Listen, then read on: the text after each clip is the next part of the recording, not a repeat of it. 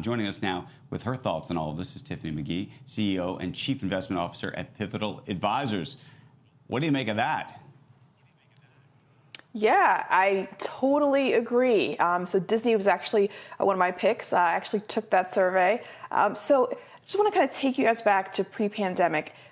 So Disney, roughly 30% of their revenue was coming from parks. And so this is one of these stocks that is a staple for me. I've owned for a very long time. And they were really able to quickly pivot, release titles like Mulan, direct to consumer, really kind of stand on their streaming business. But now that the world is reopening, especially this year when more people are going to be getting the vaccine and parks are really going to get a boost, I'm really looking for great things from Disney. So I'm super excited.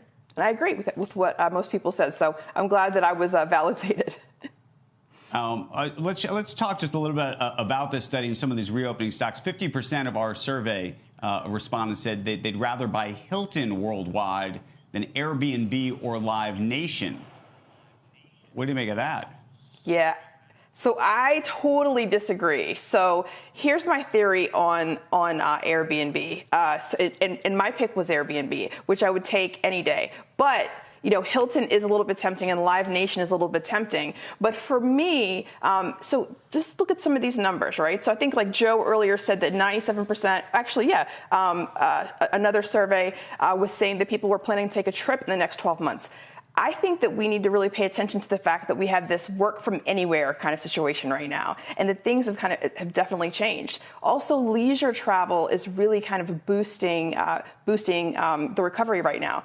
If Airbnb were a hotel chain, it would be bigger than the top 5 hotel brands in the world combined. And I think that, with all of these, opportunities to work from home or really work from anywhere, the people are going to take advantage of that. And if you don't believe me, try to go book an Airbnb right now out for the next 2 months. I tried to do it actually last night, and it was super hard to do, but I can get a hotel room anywhere in like 5 seconds.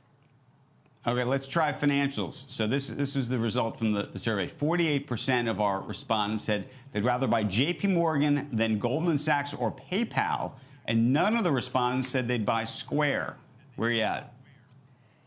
Yeah, so for me, it's a toss-up between JP Morgan and Goldman. I went with JP Morgan.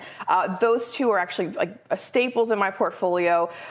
Again, taking us back to the beginning of this kind of global economic shutdown, JP was able, and to some extent Goldman, but JP was able to really do well in that first quarter when a lot of other regional banks were really struggling.